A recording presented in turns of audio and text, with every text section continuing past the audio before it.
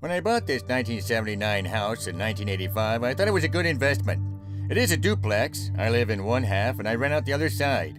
In the past, I put most of the improvement money into the rental side so I could get good renters. I figured I'd get the property refinanced and then move into a place for myself while I renovated the place I was normally living on the other side of the duplex. I never expected getting the property refinanced would be any kind of trouble. It took 4 months of fighting tooth and nail with the lousy banks. Stupid, lousy, greedy. It was at that time I realized there was no way I was going to get into a new house.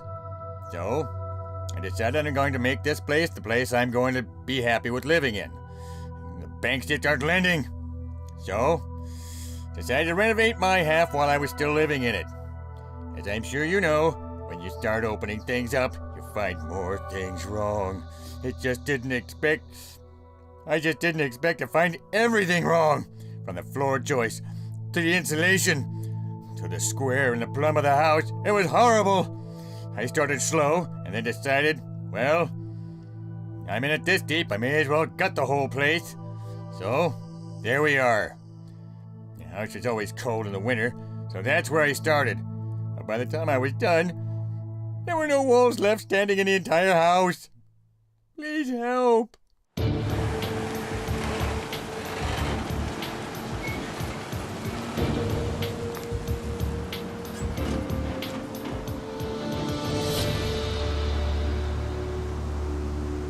Here we are at the new project. We can't actually interview the owners because they're part of the witness protection program. So the owner's voice and appearance will be modified to protect the owner's identity. So let's go in and find out what the problems are with the house.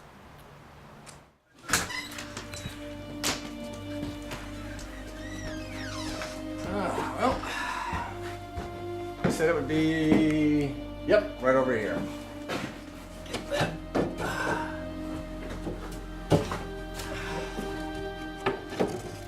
That insulation. Oh, okay. All right, that explains it. They don't have any insulation up here at all. Zero. All right. Well, let's see what else they've got for problems down here. They said they had difficulties with always knowing what their neighbor was going to be cooking, and it was coming from this wall over here next to the fireplace. Let's just get a little grip on this. Oh, wow.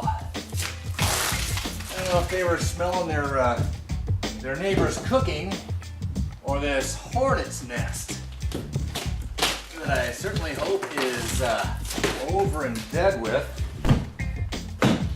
But I can actually see, I can see right through this crack. There's about a 1/4 inch gap all the way down. Doesn't look like it was ever insulated. It definitely wasn't foam sealed at all. So that's a problem right away. Not to mention, of course, the illustrious bee's nest right up there. So yeah, that's kind of a problem. And it looks like they put the sheetrock up without any kind of vapor barrier behind it, right up against the cinder block, which is the chimney housing. So they did that, and then they put this. Then they put the facing, this brick, on top of the sheetrock. You know, I don't think I've ever seen that before. So one on me. They said they had difficulty with the floor sloping. They dropped marbles on the floor and they could roll to one side or the other, depending on where they dropped it. Well, the floor is up, and it's pretty obvious that we have a very high support wall underneath this floor. Because, as you can see, floor joists, they don't even match up. Those should be flush. They should be level and flush. And they're not. If I were the builder, that would be a really quick indicator that this isn't right, and they should fix it. This is apparently where the tub used to be, right here. This is the drain.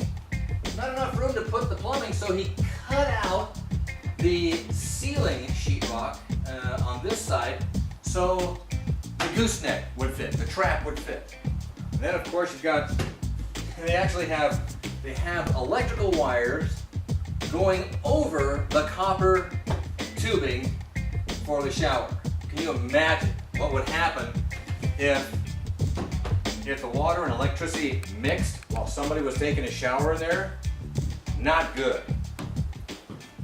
Whoever plumbed this apparently never heard of securing your pipes down for anything, because this is a mess. And look at these.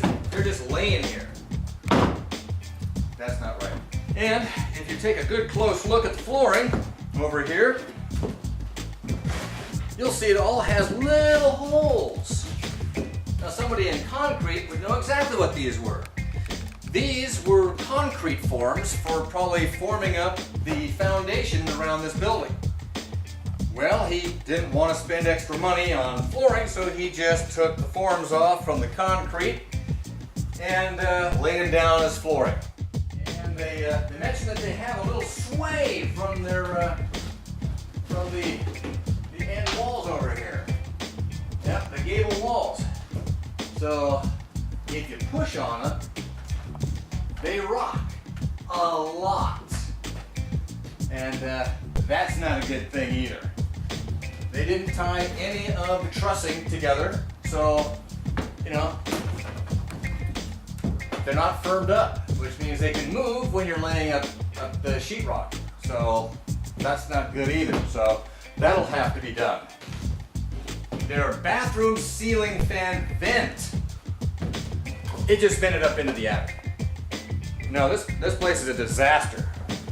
There are so many things wrong.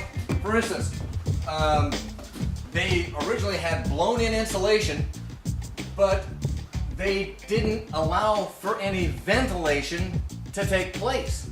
They sealed it all up with tar paper. So they weren't getting any venting out through their vent at the top of the house. Unbelievable. These people should not be allowed to build dog houses, let alone houses for people. He was obviously somebody who liked to conserve on everything. You take a look along the upper plate, you can see it's all been scabbed in with tiny pieces of wood. On the gable end, no support, no structure there, because it's all pieces of wood that have just been scabbed together. Okay, you are not gonna believe this.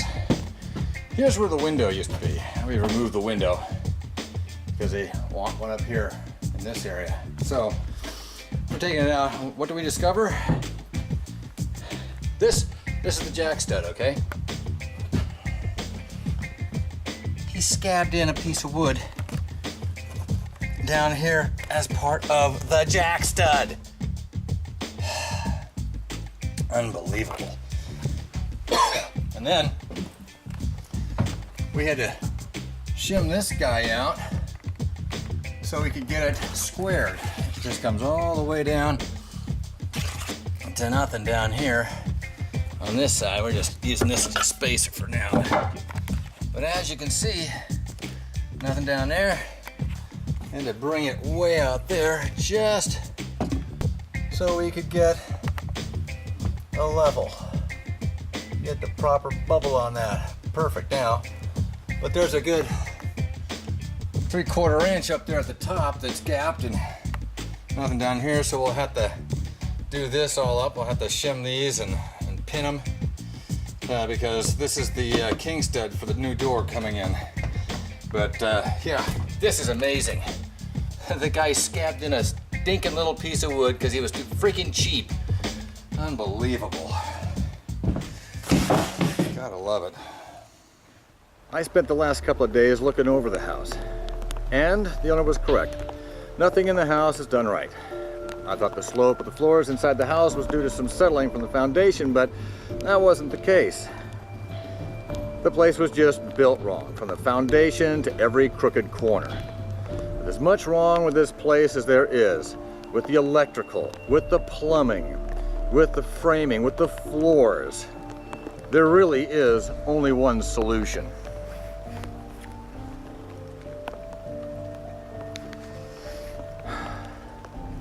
Yeah, are you ready? Yeah, we have a camera on site and I'm in a safe location. Okay then, let her go.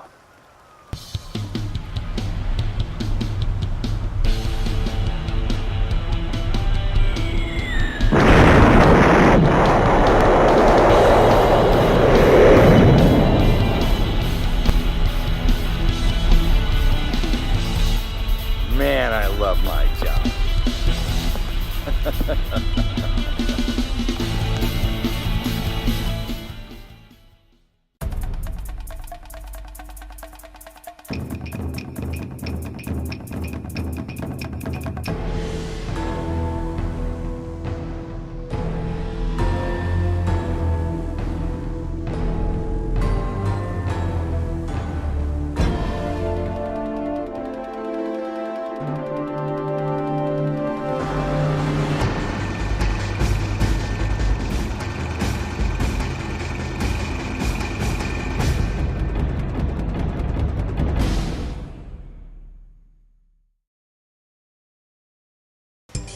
Hey, I'm here, and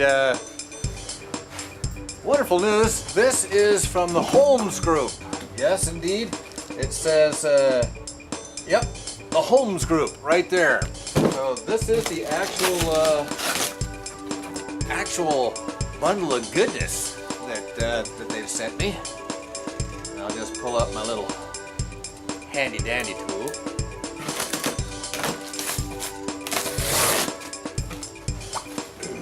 Toolbox to start things off.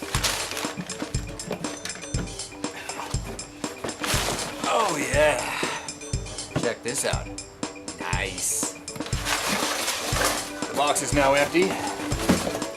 Well, it's got paper in it, but that's cool. All right, so big heavy metal clips on the front. I have to take one of these back now. I just bought one today. Sweet. All right. A Fat Max 25 foot. Oh, this has got to be the big, huge. Oh yeah, look at the size of that tape, man. This thing is ginormous. As you know, compared to my teeny tiny one, it's half this size. And I don't have to wear my cheaters for this. Look, I can read this. And it's bright. Like, I'm not gonna lose that. Sweet. Okay, so this is an awesome staple gun. We got our nice Fat Max stainless steel crosscut saw. Dun dun dun, triple ground. Oh yes, I love these, by the way. These are excellent. I've lost all the bits to my old one, so this is really good. Oh, and I was gonna buy one of these. Ah, super duper. These things are awesome. They do everything. You just grab those 2x4s, rip them right out of there. And a nice nail puller came in. Sweet. Nice. Nice level over here from Stanley, of course. Everything here from Stanley. Way cool. And I haven't bought a new one of these yet either, so this is excellent. The other one, the handle, it wasn't a Stanley, it was just some cheesy old piece of stuff. And this has got a nice firm handle on it. So yeah, everything is looking good. Awesome. Thank you very much, Holmes on Holmes and the Holmes Group. It was awesome. Talk to you guys later. Thanks again. This is great.